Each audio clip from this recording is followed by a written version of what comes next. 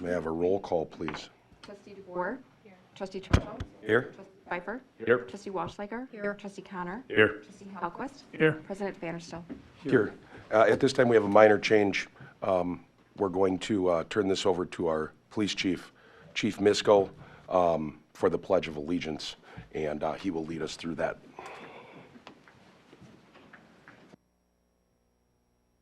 Flag of the United States of America, and to the republic for which it stands, one nation, under God, indivisible, with liberty and justice for all. You want us all to remain standing, Torin? Sure. If everybody could for a... Just want to take a moment of silence for the Peter Jerving. His funeral was today at Unbrook Church. The Hartland Police Department was represented there and participated in his procession. But if we can all join in a moment of silence, please.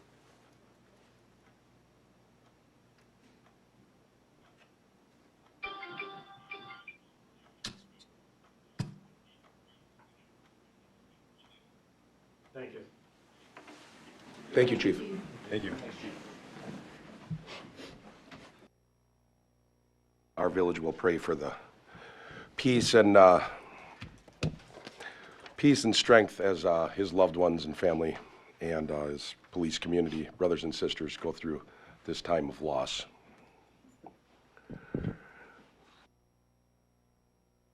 At this time, we have public comments for anybody that would like to come forward and speak in public comments. You can step towards the podium.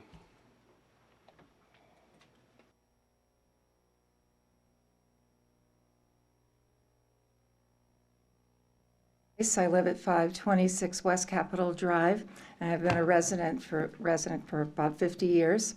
And I want to talk about the Quick Trip. And what I want to ask is if you might do a favor, as a board from the village of Hartland did many years ago when the road was expanded and the bridge was built and the 83 rolled over that, and the West Capitol Drive went up and connected to 83. There was an agreement with the quarry and with Wisconsin Cement that they would no longer send their big trucks, the big semis and things, down into town using West Capitol Drive and go empty into the town. And I have to say... Dan, can you hear anything? No, I can hear you though. All right. Maybe they haven't turned it on. Yeah, maybe not. I don't see their video Sorry about on that. from the village of Hartland to host, So Right. they've been very, very good friends, the quarry and the cement company. Those trucks they come down 83, they get off on the end of West Capitol Drive, go to their positions where they can circle in and go out. And that's my fear about the Quick Trip, is that they're going to have like the diesel fuel pumping stations is its own entity, and that you might have larger vehicles like that. And West Capitol Drive is a narrow street, and when it goes into town, it gets to Cottonwood, and if you've ever driven down that way, which I'm sure you have, you go down a little hill, there's cars parked on both sides, and the traffic coming from the north going south does not stop. It goes straight through, and to get across that street at a three-way stop is really complicated for a car. There's not a big turning space there. And I think that you'd have probably other construction things that you might want to think about, like maybe the first stoplights in Hartland or something, if these big trucks are allowed to go that way. And so I would like you to consider saying where the big trucks can enter and leave would be, and just like that board a long time ago. Thank you. Thank you. Thank you.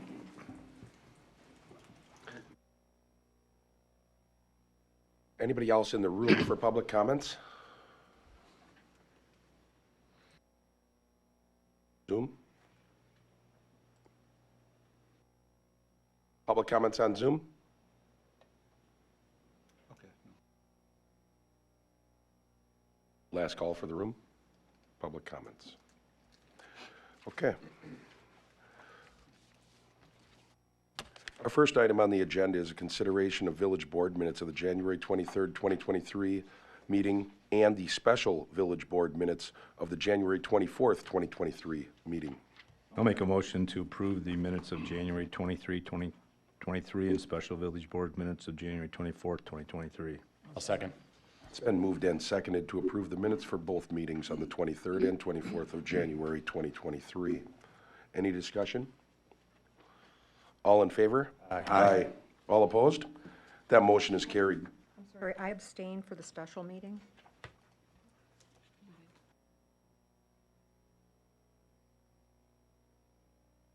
The next item on the agenda is the considerations of vouchers for payment in the amount of $5,855,835.65. I'll make a motion to approve the invoices in the amount of $5,855,835.65. Second. It's been moved and seconded to pay the vouchers in the amount of $5,855,835.65. Any discussion? All in favor? Aye. All opposed? That motion is carried.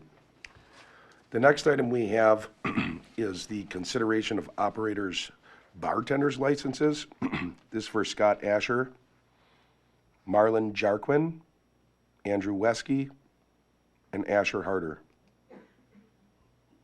I'll make a motion that we approve the 4 bartenders' licenses. Second. It's been moved and seconded to approve the 4 bartenders' licenses that were read. All in favor? Aye. All opposed? That motion is carried. Now we have consideration of an application for a Class B beer, Class B liquor license for the premises located at 600 Hartbrook Drive. This is the Hartbrook Cafe with Sandi Watt as the agent. Are they present? Yes. Okay. If the board were to have questions for the minutes, if we could show that the applicant is present, that is the item that we have in front of us. One thing that we have to do with this, so I will do this first, as it shows on the agenda, is to hold a public hearing. Any of you on Zoom, if you do want to speak to this, raise your hand and wave it back and forth or something to indicate that you want to speak on it. For those in the public, I'm opening the public hearing at this time. For those of you that are here, anybody that would want to speak can go towards the podium.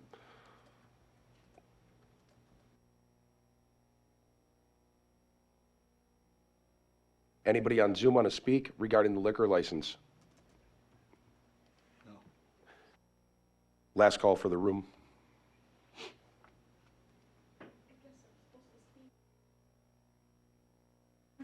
You don't necessarily have to, because the board will call you, because you're the applicant. The public hearing is more for people that are. You can, because it's a public hearing, but I just didn't want you feeling like you have to. At this time, we will close the public hearing. And now on our agenda, it's a consideration. It's consideration of action related to the issuance of a Class B beer, Class B liquor license for Hartbrook Cafe. Typically, in this case, a motion would be, even though we have an agenda item, it's just bringing it up in front of us. But the motion would be like to approve it, or if someone wanted to indicate that they, if everybody indicates that they won't be making a motion, we could make a motion to deny, but if we want to discuss before, we can also. So if anybody has questions for the applicant or anything like that, I'll ask them to go to the podium if someone has questions for the applicant or for any of us. I do have a question for, no, she can, it's not for you. Okay. I don't know if any DPW or Ryan or anybody, but do we know I don't want to, how far along Hartland Inn is before they open up? I mean, are we talking next week? Are we talking 2 years from now? Or I mean, that's kind of a big decision, I guess. About 6 months. 6 months? Okay.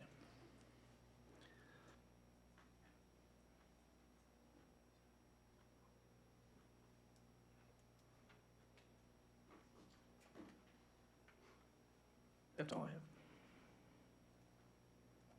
I suppose it's not necessary, but I'm going to give a couple brief statements that just kind of circle around how this is such an odd situation.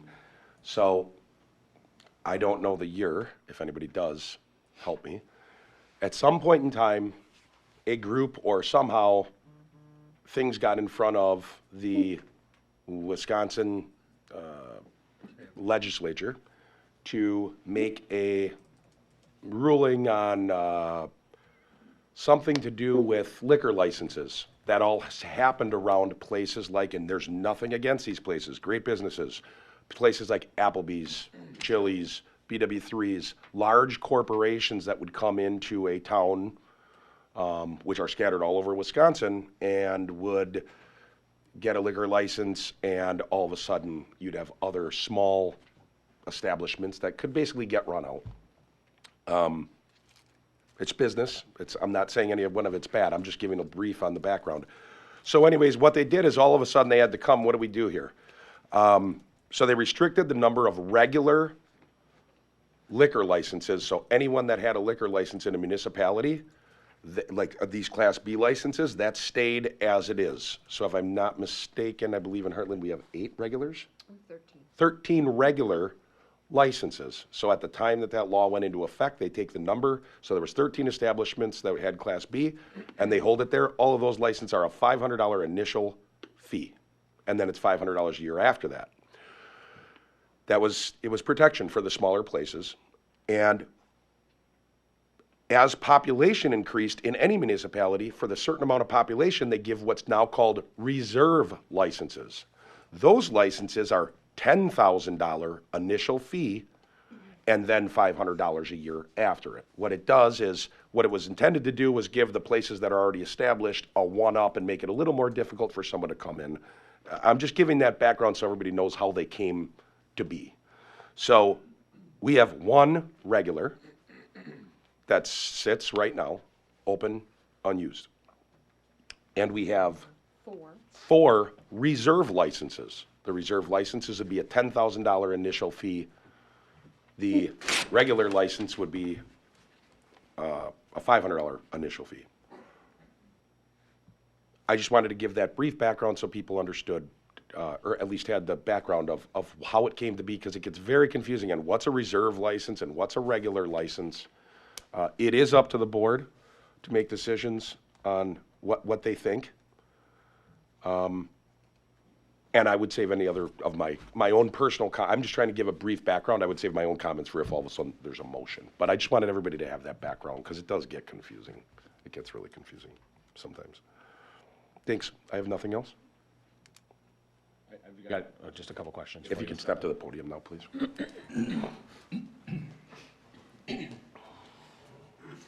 I've eaten at Hartbrook Cafe and I love it.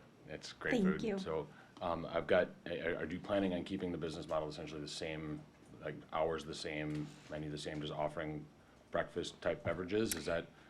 So what our plan is I would like to open on Friday nights for Friday night fish fry. We tried in the past, but it wasn't as successful as what we would have liked it to be because we didn't have the beer and wine that goes great with Wisconsin fish fries. So, and then on the weekends, we would like to offer Bloody Marys or mimosas for breakfast. Hours, yes, will stay the same, no change other than Friday night. That's all I had.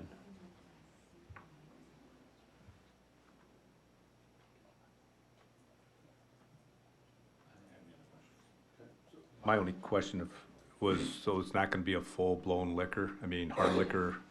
No, Okay. I'm basically wanting Just to do, those yes, few you mentioned.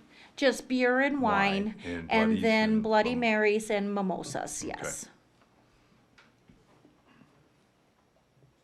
So I do want to add, and this doesn't go right along with your business model, but you can get a beer and a wine license, and I'm guessing you already know that, but so this license would be more just for the Bloodies and Correct, mimosas. yes.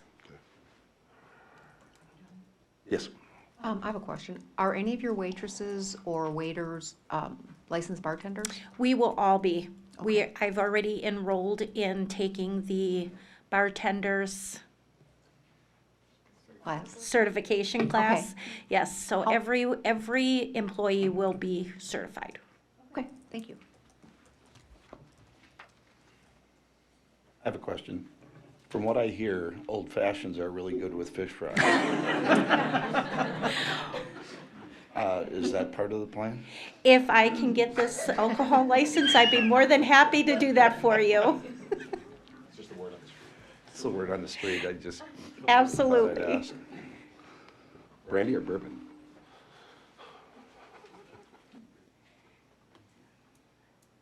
Any other questions? Any suggestions from staff, or recommendations or thoughts?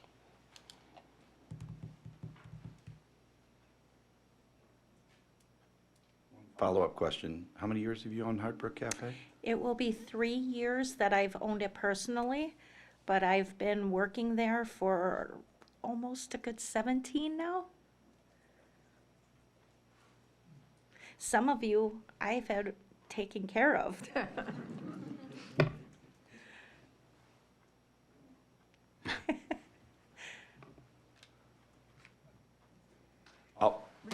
I just wanted to clarify something with Darlene. So there is a Class C license that is separate, I understand, but it's just strictly beer and wine? So she could do a Class B beer, and in addition to that, she could do a Class C wine, which is for restaurants. So she could do those two. There are no quotas for those types of licenses. That license prevent them from serving mimosas and Bloody Marys? Yeah. Unless they'd have to make the Bloody Marys, I believe, what is it, with sake, right? Yeah, they have to make them with sake. It all falls under what fermented category it falls under. I know that's odd, but like sake is not, but like champagne or something, or whatever. That's what I thought too, but I thought so too, but they label it all different. So as you guys all kind of mentioned, this is our last regular license. We do have reserved ones. So people could still come forward. That license is just, as he explained, a $10,000 fee. We used to be able to give money back towards that. After so many years, the state took that away, so it is a straight $10,000 one-time fee and then $500 annually. So I guess maybe I won't wait till there's a motion on the floor. Maybe I'll just say my 2 cents.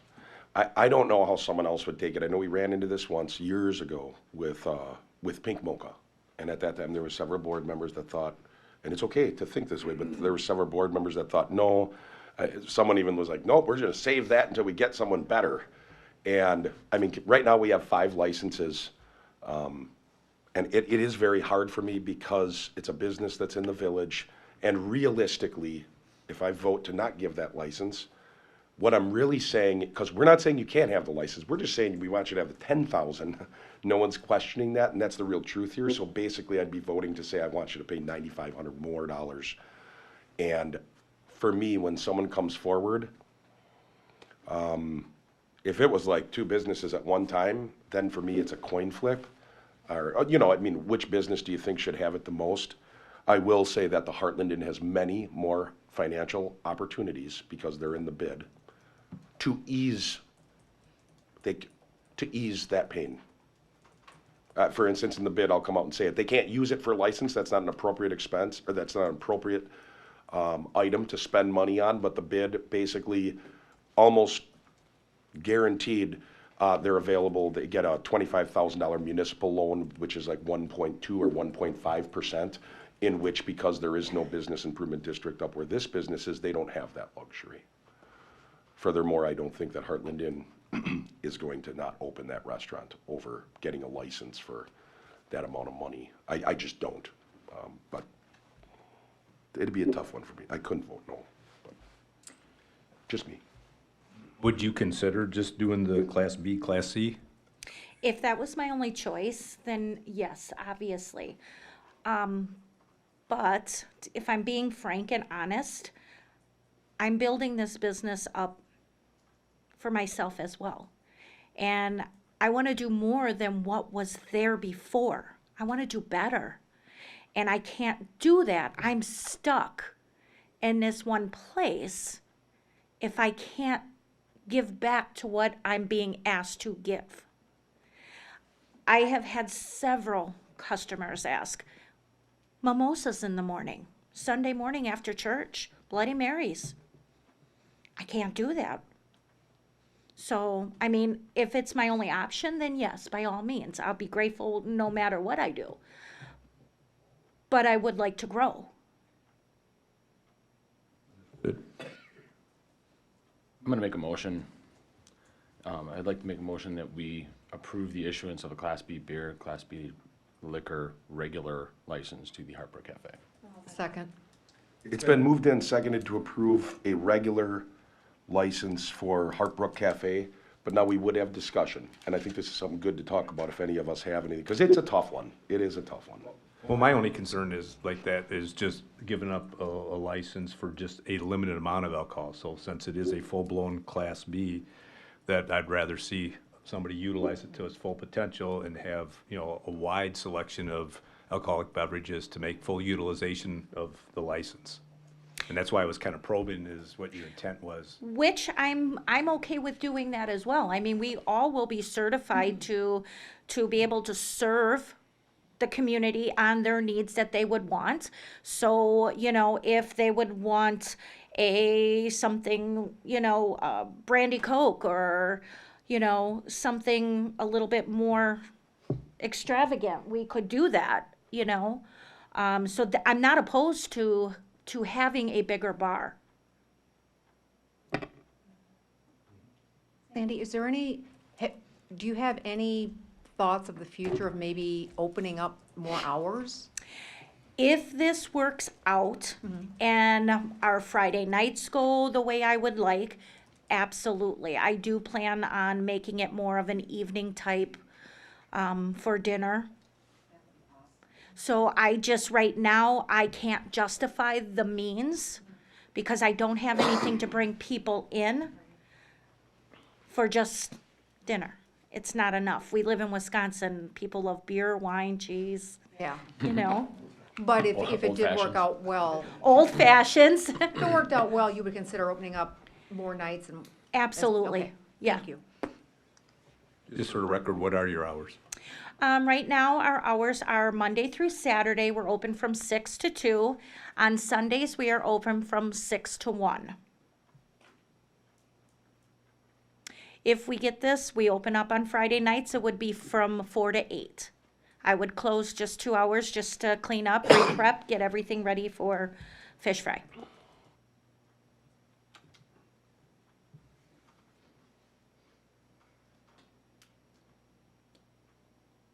I guess I'll just add that it is one of our places that you can go and get a very nice lunch. Thank As long as you you. go for lunch before like 1:30.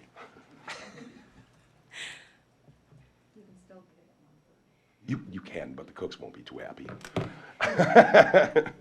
Anthony? Well, we do have a motion. Anybody have anything else? Anything else for the applicant or any other discussion? Well, then I'll call the question. The motion on the floor is it's been moved and seconded to approve the regular Class B liquor license. All in favor? Aye. All opposed? Nay. That motion is carried. Thank you. The next item on the agenda is first reading of a bill for an ordinance 2-13-2023, an ordinance to amend the Village of Hartland Municipal Code pertaining to signs. So this is to try and get our sign code into some sort of compliance and similar to what the state statutes have. So Attorney De La Mora provided this. This is a first reading. There are 2 more readings, so if you do have questions, I would ask that you get me your questions so that we can have Attorney De La Mora respond to those questions. But this is just a first reading. Ryan, has Scott gone through this? Hussinger? Yeah, No. okay.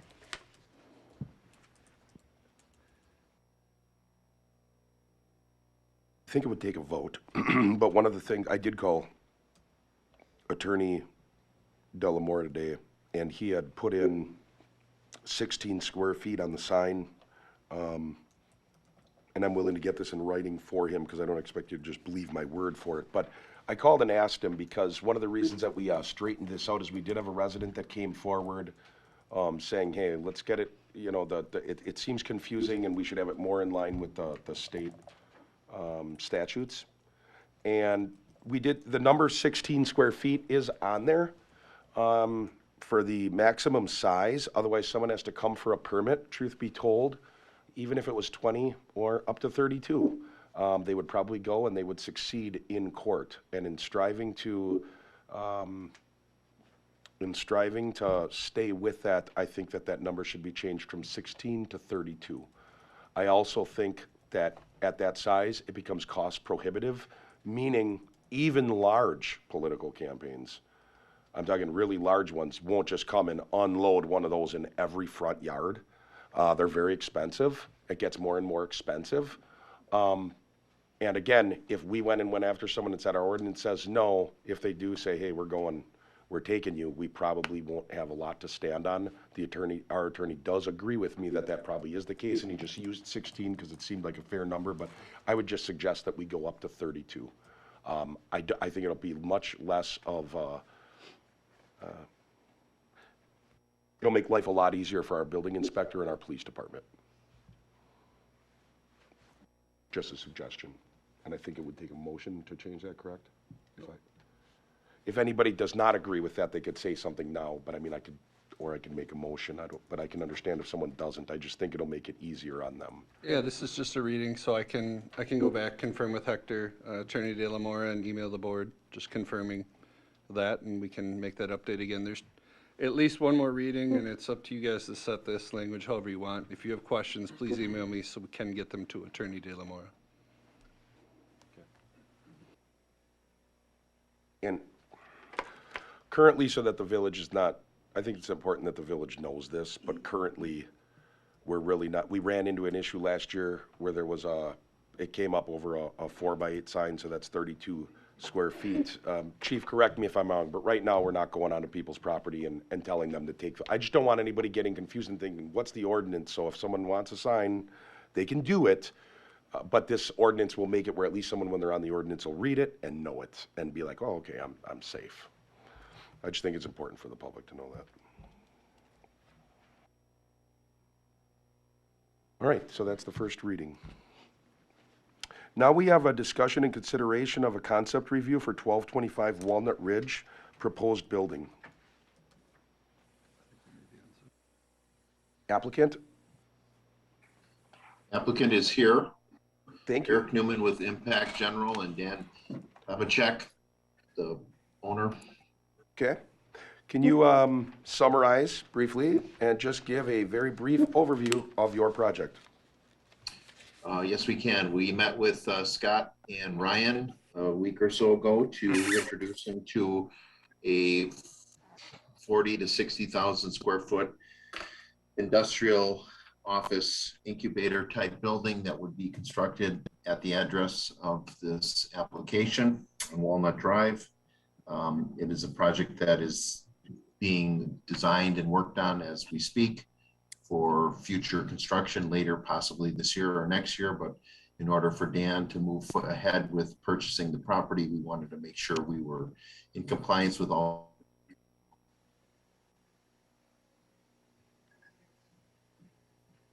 It's not that cold out. Your turn, Dan. We just want to make sure we're in compliance with the village, and we want you to, be on board with what we're putting up. So I think that Eric had forwarded some plans or a plan for what we were going to be doing. Do you have that, or do you not have the whole that? board is looking at them on the screen right now. And when we had met with you, you talked about there is some flexibility with this building depending on the type of tenants that come in. You will meet all the landscaping, all the grading, stormwater. But for the concept, you just wanted to present That's correct. What we have.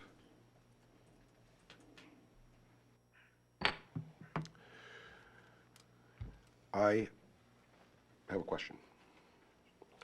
This is already zoned for this, correct? Yes. Yeah. I think that this is an outstanding, I think this is a great situation where everything already kind of meets zoning and things of that nature, but I think this definitely should go on to the Plan Commission. And that would be the next step from here, is just going to the Plan Commission, and after that point, that's when we get into a lot more of the details of what everything would look like. This is just the conceptual of what he's thinking of doing.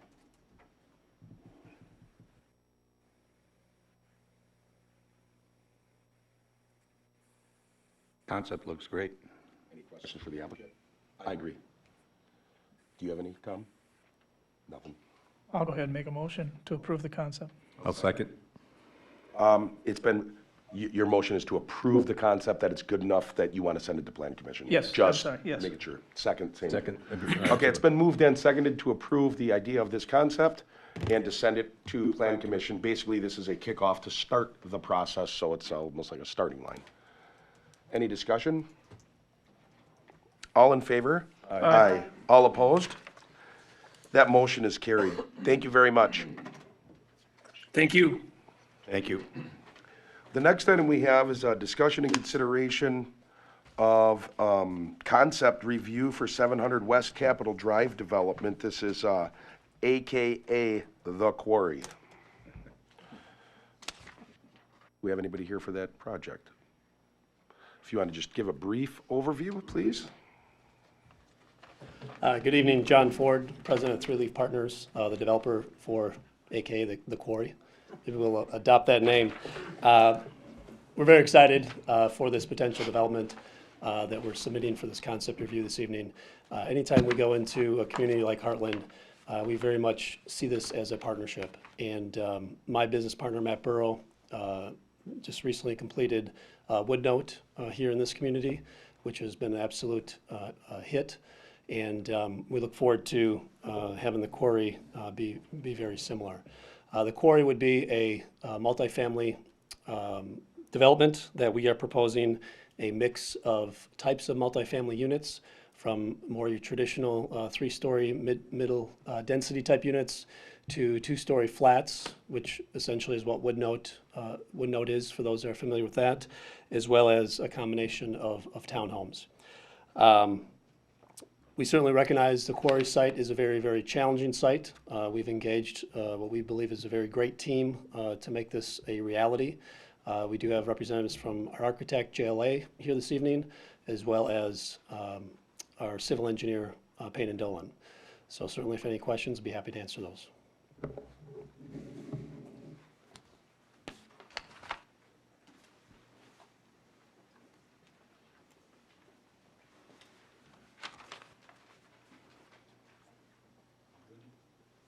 Chief, are you good on this? Sure. Just making sure. Just making sure. At this point, yeah. Just, I mean, they have a way in and a way out. I just. And that is something, so again, this is very preliminary. After this, if it goes through Plan Commission, at that point, we would sit down with them and our engineer, village attorney, public works, public safety, just to make sure, especially if Quick Trip does go forward, we don't want to have in and outs every 10 feet on Capitol. And just, you know, stormwater, erosion, everything. So we will go through that. This is just the beginning concept of what they're looking to do. If it would change drastically at that point, we would bring it back.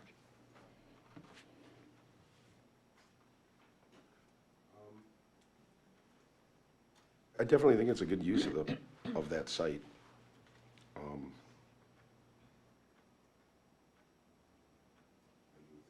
Use of that site. Like the proximity to 83 and the in and out that way, right? Yeah, the freeway's right there to get on and off. I think that the location's fantastic, and hopefully a lot of the heavy traffic goes that direction, and the traffic coming into town is coming in to spend some money. Yeah, because they will be our neighbors. Yeah, absolutely. You know, I mean, and they're part of the community, unless they're driving a big truck. But, yeah, I don't think there's going to be any semis pulling in there. But I think it's good. It's you know, they've been working on this. We've been trying to have something go on with this site for a long time, and I think it. Go ahead. I would say we don't have a lot of opportunities, land and stuff like that. So if we can utilize some of this to bring more density into Hartland, I think it's a great idea. The number, sorry, just one last question. The number was broken out into townhomes, this and that. I didn't add it all up. What's the total units? 448. 448, okay. And just for clarity, how many are rental and will some of these be for sale? No, we're targeting they're all rentals. None for sale. Yes. I will say I have big concerns over renter occupied versus owner occupied in Hartland. This is gonna really shoot our ratio into a bad number. And when your rental units get higher than your owner or get within a certain area, it tends to bring with it certain problems. And I did go through, as you guys know, I always check on the parking, and the parking's an issue. I have other concerns with it, and I know you guys want to build something there. However, I have several issues with this. And the renter owner occupied is one of the bigger ones. I'm just stating, I'm not making any questions, I'm just stating that. Well, you could, I mean, you can make comments on it. Yeah. I mean, if you wanted to go in, I mean, you can. No, I don't need to. I mean, I Okay. went through, you know me, I did all my figures and calculations, but no, I'm good.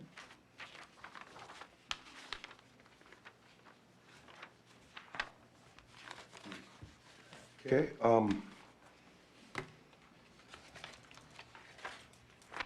Again, just conceptual, there's a long way through the, if it is approved, it would go through the plan commission. If it was denied, we would discuss with them what other options are, but at this point, that's the process. Again, nothing here is a quick process. This is a 3 to 6 month till it's all done, all approved, if it moves forward. Well, I'd like to make a motion to approve the concept for 700 West Capitol Drive and send it to the planning commission. I mean, that's why we have them, so then they can work out the details and bring it back to us with any changes or objections. second. It's been moved and seconded to send this to the plan commission, to approve the concept and send it to the plan commission. I will say, with this being a big project, I just want to really be out there and say, the third Monday of every month is when the plan commission is. So anybody wanting to go to that meeting as well, I'm just saying, feel free, but that's at 7 o'clock and not 6:30. And there is Zoom. You can log in to Zoom through the village, and then you can do it in the comfort of your own home. President, that is next Monday. Yes, correct. I do have a question on that. Is this going to be financed by the developer, or are you planning on the village doing TIF for you? This site would require tax incremental financing. So with the tax, so that means what, that for 20 years there's no taxes? Is that right? TIFs are very hard to explain, Yes. and I've taken several classes on them, but just so citizens who are watching this understand Certainly, about the yeah. taxes. So we would still pay taxes. It would only be for what the current value of the site is. And then we would work with your team on splitting whatever additional value is generated from this site. And that would be documented in a development agreement. Does that answer your question? So if the property right now is worth 3 million, that 3 million stays on the tax roll. If they build a $100 million project, essentially they would come to us with a number that we would have Ellers vouch through their pro forma and all their paperwork to make sure that it does give a return. We knew previously it was going to be a TIF. It just, again, that's part of the process. If you guys hear a TIF number and it has to bear out. Okay, well, with the TIFs we have now, we have what, 6? 3. 3 left. Well, there's Oh, 3, okay. 4, But we 4, had- 5, and 6 are the only ones still running. The other ones have been closed out. Okay. And what is the average years on those? TIF 5 is closing, it'll be closing in the next year or two, and that'll be about 13 years early. That was successful, that was Culver's. TIF 4 is gonna be a full 20-year TIF, and TIF 6, the newer one, that'll probably be in the 19 to 20-year range. No, TIF 4 will close at the 20-year. And what's the 20-year mark? Approximate. 4 or 5 years. So in 4 or 5 years.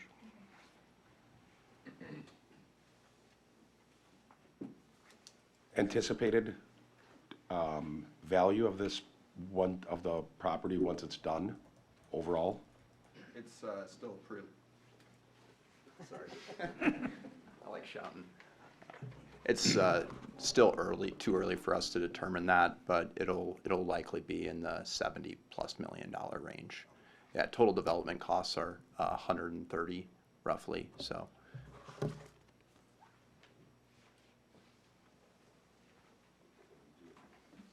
do have a motion and a second on the floor. Any other discussion?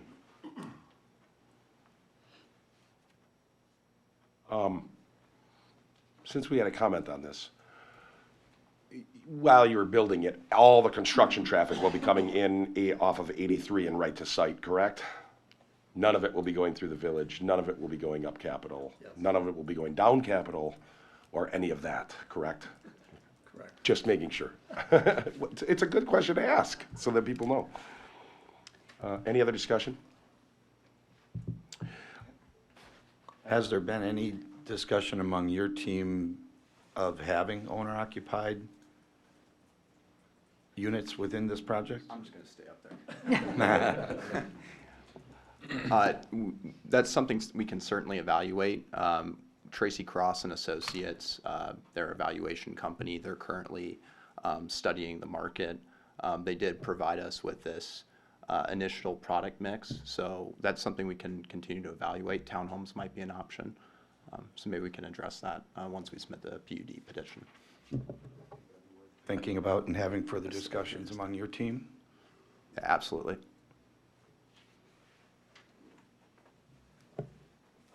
Anybody else? If no one has anything else, I'll call the question. The motion was, and second was to send this to the Plan Commission, approve the concept idea. All in favor? Aye. Aye. All opposed? Nay. That motion is carried. Thank you. Thank you. The next item on the agenda is discussion and consideration of consideration of fireworks contract with Five Star Fireworks Company. Sarah?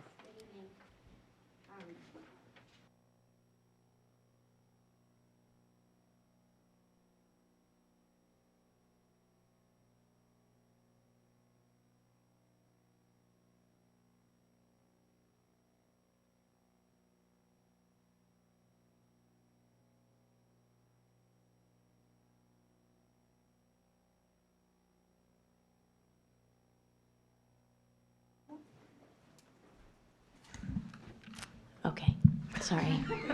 You just get to start Hi. over again. Hi, you are. Good evening. I didn't hear a word you said. Okay. So we're looking at the budget for the fireworks show for 2023. Last year, we had the budget of $17,000, which got us a 23.5-minute show. To maintain that same length and intensity, we would be looking at adding $1,000 to the budget. If we wanted to get the show back up to a 25 to 26-minute range with the same intensity, we'd be looking at adding $3,000 to the budget. And this is per the email from Tony Heineke of Five Star Fireworks, who's been doing our show. I'd like to say that I think the intensity is more important than the extra 2 to 4 minutes. Because usually by the end, they've seen all of them except for the grand finale, and that's the big thing at the end. So I think instead of paying for another 2 to 4 minutes at the most, for an additional 3, I think the intensity would be better. That's just my opinion. Question I have is, it said $1,000 more to keep it to 23.5 minutes. If we keep it at 17,000, what are we shaving off the 23.5 minutes? Yep. Couple minutes, or? So what Tony said was basically to keep the same show, you're looking at like a 5% increase each year. But just due to some of the issues in the recent past with shipping and also inflation, he was giving the quote of what it would look like to maintain the same exact show, which was about roughly $1,000. So to keep it at 17,000, we would be losing either time or intensity. We can't have the same show. Do you know how much time though? Joe versus a 23. I can get that answer. I'd- Share it with the board. Again, with that, I think you're looking at just a couple minutes. His big concern is, I mean, the fireworks were phenomenal. We got pelted with materials where we said it was really good. Felt like you were right there. It's hard. We probably one of the best shows around. So I think what he's trying to say is he wants to keep that same show because I mean, there's these get ballooned over from China to here, and then I'm sorry, they get what? they get ballooned over. I got you. One thing, correct me if I'm wrong, but if I'm not mistaken,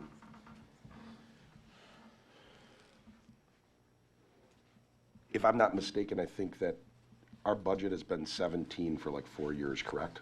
So Or it was 6 years? You know, last year it was, I want to say 15 and we went up to 17. There was an increase because you guys wanted more intense at the end. So now that's what he's trying to keep up with. When I first started here, it was about 14,000. Just like anything else, it stayed that way with everything else for a while. And now with inflation, with everything increasing. Again, we're lucky the weekend we do it on. I know this year is a little bit closer to others, but we do get a little bit of a break normally because we are earlier than everybody else because otherwise everybody's fighting for that same day. It's $1,000. We'll have larger bands. We'll have beer sales. We'll have some more opportunity. I mean, we just wanted to bring it to you. To me, I think the 1,000's a no-brainer. But if you guys wanted even more of a show, I mean, I don't know. Our show for what we get is pretty phenomenal. So, I would agree with you, Ryan. $1,000 more is something that I'm in favor of. I'm not sure I'm in favor of spending an extra $2,000 to get a minute and a half or what have you. Based on the compliments and the comments from everybody last year at the show, after the show, I mean, it was a huge hit. It was a huge hit last year, and the intensity was a big part of it. The time seemed perfect. A lot of people were like, man, it seemed like it was longer than I expected it to be. It was great. I'd like to be able to keep it where it's at, and the way that that weekend is going to shape up, we're going to more than cover that extra $1,000. So I'd in favor of the idea. And then to add to that, I mean, now we kind of know, and I appreciate that, I really do, saying, I mean, it's about 5% extra a year to just keep that show and that intensity, and then every year we'll know, you know, I mean, that's a good, how long did you say, 22 minutes? 23 and a half I right mean, that's now. a good show. Like I said, in my previous career, I traveled a lot and moved a lot, and I'll tell you, for a small town, this is still probably the best show I've seen in all the different areas I lived in over the last 30 years, so definitely is a great job. Hartland, that's how we roll.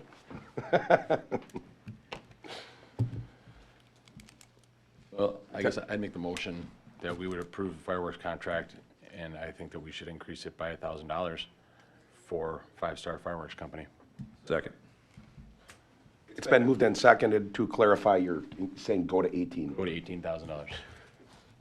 It's been moved and seconded to contract for $18,000, keeping the same show with the intensity and length for the fireworks with 5 Star. Discussion. All in favor? Aye. Aye. All opposed? That motion is carried. The next item that we have is discussion and consideration of a special events permit for goat yoga for, this is Wisconsin Athletic Club. They're asking to use Nixon Park on June 4th or June 11th, 2023. Yes, and we have Kayla Jaskowiak here to speak on the event from the WAC. Good evening, welcome. So just kind of a real quick rundown, like you said, June 4th, we would begin at about 9:30. Honeydown Farms is the farm that would provide the goats. We would set up starting about 9:30. So they put a fence up, and then all our yoga mats, all the goats come in like crates, all like ready. They don't let them out until we are set up for yoga, ready to go within that fenced-in area. Yoga would start about 10:30 for about 45 minutes. We are just looking to hold it at Nixon Park. We don't have the green space in Hartland here at the athletic club. We're looking at about 4 to 5 handlers from Honeydown Farms, so it'd be about like 1 handler to every 2 to 3 goats. They are small enough where they're not eating the grass; they're still eating from their moms, so don't have to worry about that. And yeah, then we're looking 16 years. We're just talking like age-wise, 16 years and older. You can be open to non-members and members of the WAC. So. Are you having just one class? Just one. Okay. It'd be a special event for us. They would just register with the WAC. Yoga, and what makes it like special is just that there's goats around. Goats jumping on you, yeah. Yes. Pretty much, yeah. So the yoga is kind of tailored down a little bit towards that. Sure, sure. Yeah. So I did reach out to Honey Down Farm since we've never had goat yoga in Hartland before. They have been doing this for a few years. They bring 23 Nigerian dwarf goats. So those are not the ones that faint or that squeal. Scream. They try to keep a 2-to-1 ratio of people to goats. They bring them in extra large dog crates, though they do have a horse trailer in the event that they ever need to use that for convenience. All of their goats, they have a small window when they can do this event. It's between May and June because the goats should be 6 months or younger for the ideal experience. If they get a little bit bigger than that, then it's less fun. She brings, and her name is Carrie Ann Lichka, she brings 100 feet of mesh fencing in 2 rolls of, they're 50 feet each. And depending on the event, that's very customizable, so the size of how many people are coming. And they stake that in. Obviously, these are not house-trained goats, so they do have accidents, but it's pretty small as far as what is happening. And in the event that it does happen on a yoga mat or on a person, they do clean it up, but otherwise it would land in the grass in the park. We're also looking at, for the fencing, about 40 inches tall. They have worked with one other municipality before, the Village of Slinger, so I did contact Slinger to see how their experience was. And both of the stories were very similar, very positive. They did, in their scenario for Slinger, they've been doing this 2 years, planning to do another year, had a situation where it had been pretty rainy, so they had to relocate from a grassy area to a more concreted area, and they just used an open air shelter and then wrapped the fencing around the concrete, so they're able to still do the yoga. The farm provides umbrella insurance, and all of their farm animals are insured. And then WAC has already provided their insurance for the event as well for their instructor. And so staff recommends approval of this event, and also the Parks and Rec Board also had approved this event at the last meeting. And do people sign up through the WAC? Mm-hmm. Okay. It is a WAC event, but open for members and non-members, so a community event. Yep. So if they call the village and we just direct them there and then they can sign up, whoever it is. Correct. Pricing will be the same for both. How old do you have to be to participate in goat yoga? We're doing 16 years and older. So you would pass. So I can. Yeah. How much? That's why I was How much space do you need? I want to get added this for Valentine's. If the smallest amount of space that you would need, how much space do you need? Well, we're looking at, we're thinking about 40 participants, so that'd Okay. be about 40 yoga mats. Okay. I was wondering we do have pavilions and stuff like that, and I didn't know if that's something that was thought of down the road, if all of a sudden, if it's really a downpour, that it's like, okay, we have this plan B, and I was thinking, because some of the parks have a big pavilion. Oh, sure. So I was just, the farm doesn't typically do like a rain date because she's trying to maximize her business and booking as many days. So ideally, it's relocating to a space that's covered. Right, yeah, okay. Or canceling the event. Right. That's what I was saying, that because we have some big pavilions where if you had a pavilion big enough, that they can say, okay, it's raining, they can go to, DPW garage. or I was thinking of, what park is the Hop at? Hartbrook? No, it's not Hartbrook. What park? Bark River Park. They have a really big pavilion there, and you'd be able to put the fences around it, and you can fit the 40 people in there. That's what I was kind of thinking. Last year we had Zumba at Nixon Park through the WAC, and we had 0 issues. It was a good event, well attended, so. How long would the session last? A couple hours? The yoga would be about 45 minutes, and then takedown, or setup and takedown is probably, total would say about 3 hours. Also saw there was some goat cuddle time built in. Yeah. That's for you, There it is. specifically, yeah. Perfect. All right, I'd entertain a motion. I was actually curious as to why you maybe wouldn't do two on one day, because you're doing all that setup and you have one and then another one an hour later or something Oh, like that. I think maybe if like numbers were to, if it were to fill up, we probably could pitch that idea. Inaugural year. Well, maybe we can look at that for next year. Make a motion that we approve the special events permit for goat yoga by the WAC on June 4th or June 11th in 2023. Second. It's been moved and seconded to approve the goat yoga on the date June 4th or June 11th, 2023. Any discussion? All in favor? Aye. All opposed? That motion is carried. Thank you very you. much. See you all Thank you. Thanks, Karen. On the outside of the fence. Good job. Thank you. I noticed Leo volunteering some people over there. Yay. All in favor, yay. Now we have discussion and consideration of the Waukesha County Department of Emergency Preparedness Joint Powers Agreement, County 911 Emergency System. Chief? So this is a state statutory responsibility that we enter into a joint powers agreement. It requires that we implement, when implementing a 911 system, which has been done here in Waukesha County through the Waukesha County Communications Center, that municipalities shall annually enter into this joint powers agreement. And it goes on to say if an emergency service vehicle is dispatched in response to a request through the 911 system, such vehicle shall render its services to the person needing the services regardless of whether the vehicle is operating outside the vehicle's normal jurisdictional boundaries. This is something we've entered into annually, at least in my time here, and I believe ever since the Waukesha County Communications Center has been in existence. So I would recommend approval of the annual joint powers agreement per state statute. I'll make a motion to approve the Waukesha County Department of Emergency Preparedness Joint Power Agreement. I'll second. It's been moved and seconded to approve the Waukesha County Department of Emergency Preparedness Joint Powers Agreement, the County 911 Emergency System. Any discussion? Chief, is this something we should be looking at in December? It says on here effective date January 1st.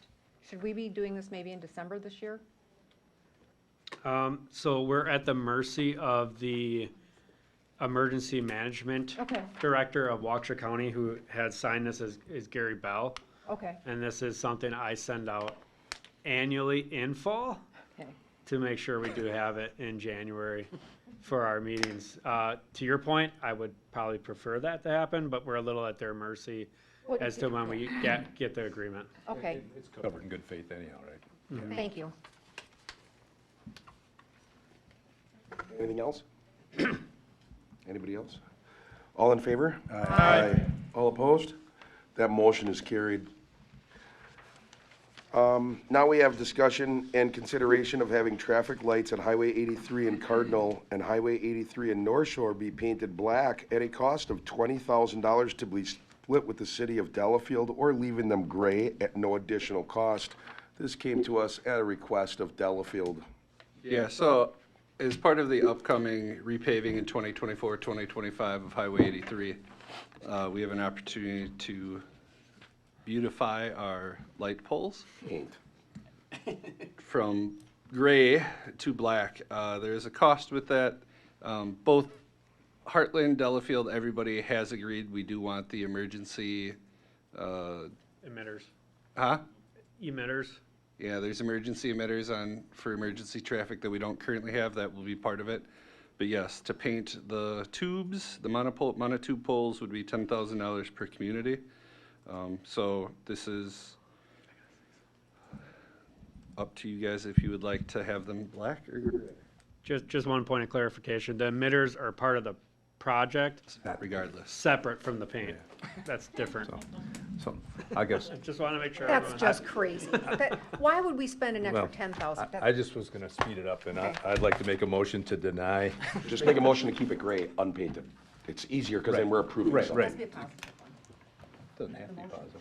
It doesn't have, no, okay, I'll go make ahead. keep the light fixtures gray, the original color, and not spend the excess $20,000 split halfway with Delafield to paint them black. Second. It's been moved and seconded to keep the galvanized pipes or aluminum, whatever they are, gray and unpainted. I think with Rick being on the board, it's probably a really good idea when you're showing these beautiful black painted light poles to not have a Walgreens in the picture, because you're not gonna get an approved vote.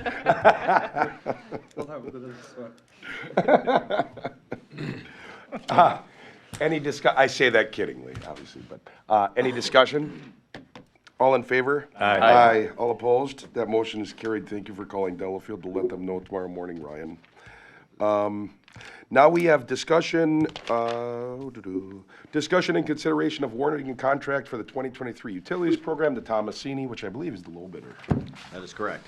So if you recall through the budget process, we brought this utility, 2023 utility project in front of you. We budgeted at $253,000. We put it out for bid. We had 6 bidders. What we want to do with this 23 utility project, we repair the utilities that are actually on the 24 paving project. So if there's any settlement, we want them to settle throughout that year, and then we can just refill them with asphalt, cold patch and asphalt prior to paving. So what we did is we put it out for bid, like I stated. It was $253,000. Staff recommends awarding the 23 utility project to DF Tomasini Incorporated for the sum of $230,902. 230,902.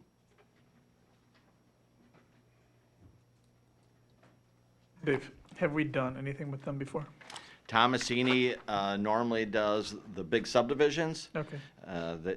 They do a lot in the village. They did Sand Hill, Overlook. Yeah, they're located right here in Sussex as well. We've used Tomasini several times for our Highway 83 water main. Yes, we have.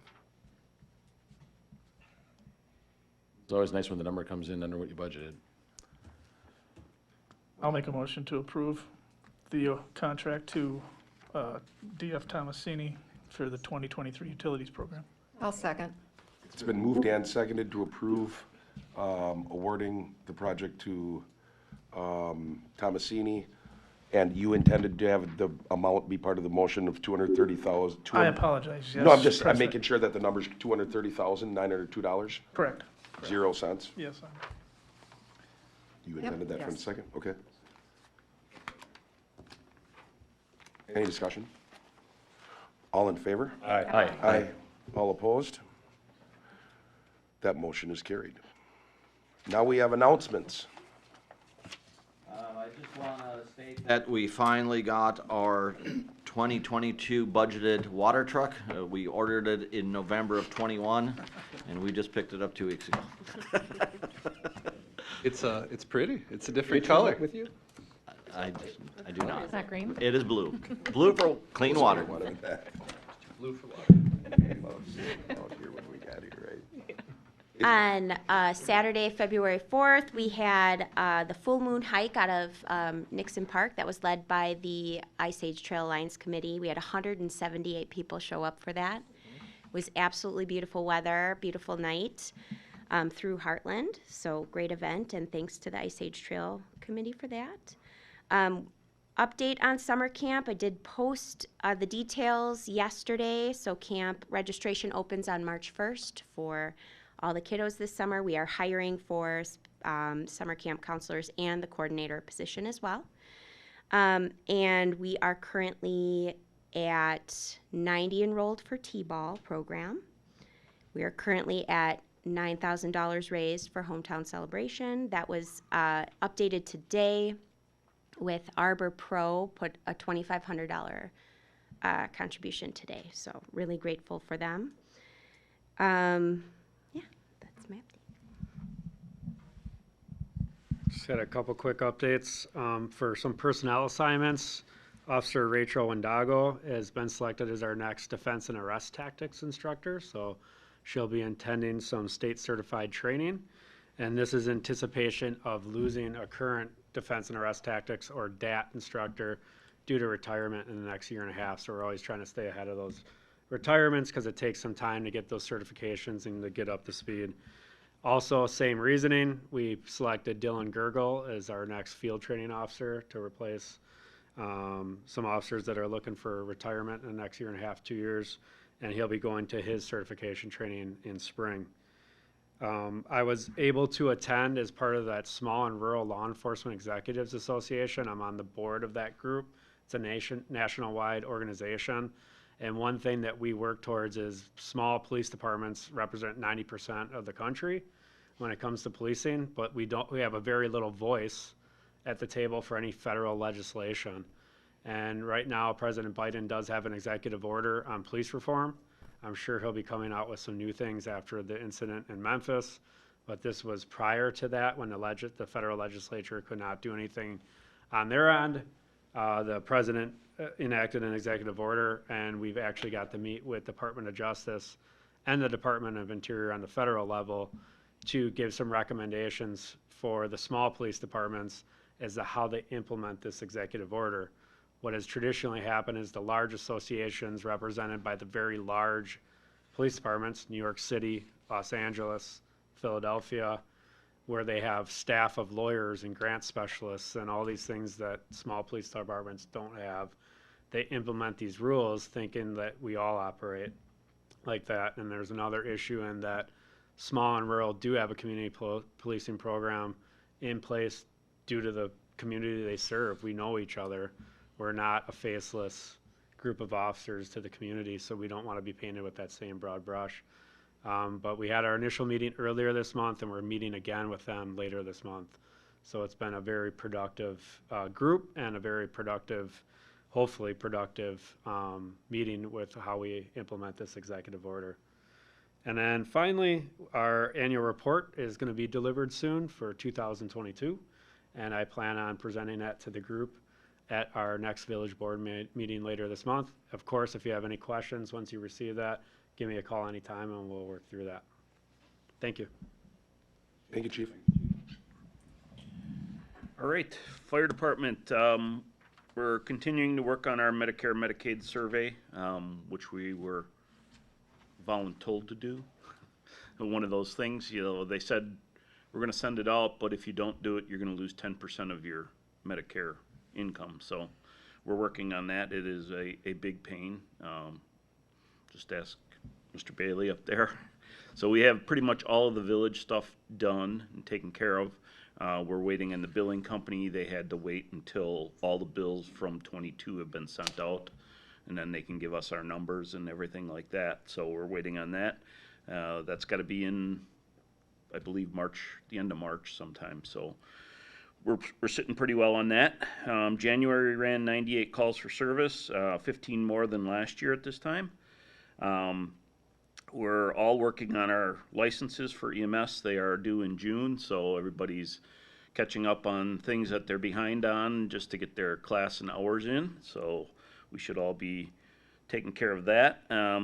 We spent 2 evenings, Friday and Saturday, down at the Legion, flying the flag for them. For their homeless vets, and we were very well received with that. They were very thankful that we were down there, so. Chief.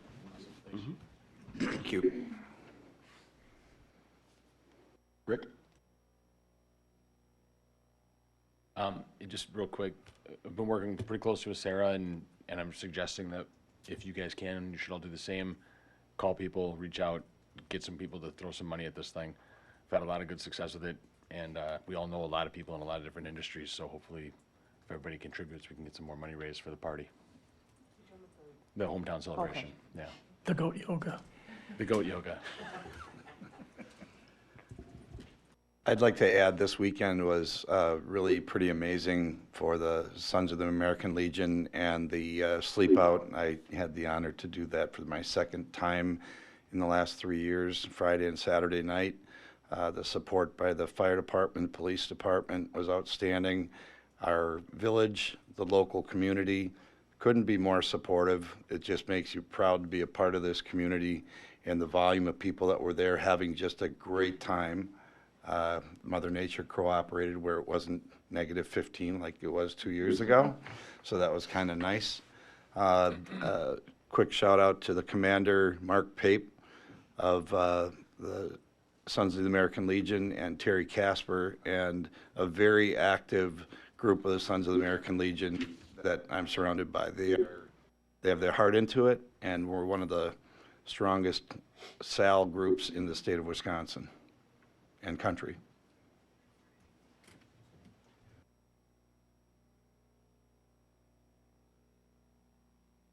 I have a couple. We have in-person absentee voting that is happening at the Village Hall currently through this Friday at 5 p.m. So that would be the, what's Friday? 17th. Through the 17th at 5 p.m. That election for regular election day will be the 21st. Is anybody left on Zoom? No. Will be the 21st, and then the other elections on April 4th. For any of you that are watching a recording of this, because everybody in this room knows exactly when these dates are, so I did want to throw it out. And then there will be early in-person absentee voting, which will start 2.5 weeks before the April 4th election, approximately. And then it goes through the Friday, 5 o'clock on the Friday before the election day. For volunteer slips, I will be asking the clerk and Manager Bailey, if we can get something on the website and possibly a Facebook post so that people can send the clerk, anybody that's willing to volunteer, or wants to, so that we can get that message out, and then the clerk has all of those. And then when we get to that time, right now, we do still have a couple of positions open on certain boards. ECOS is one. ECOS, Ice Age. And Ice Age Trail Committee. So there's already open committees. If anybody's interested in those, please send them to the clerk. But then if people want to send volunteer forms, then we have all of those for April, May, and June when those when those get appointed. Obviously, anybody that's on a board can email at any time the clerk, let the clerk know that they have an interest in continuing on that board, whether it be someone appointed or even on a board. But if you're on a committee already, let the clerk know that you want to continue to go if your term is up. So I just wanted to throw that out. I did want to say, and I do want to piggyback, I mean, that was a wonderful event. Outstanding. This is the third year they've done it. I'm guessing, fingers crossed, they're going to have raised more than they even did in the previous years. I believe last year they raised $55,000 to bring awareness and to help homeless veterans. Really cool thing that they do over there. And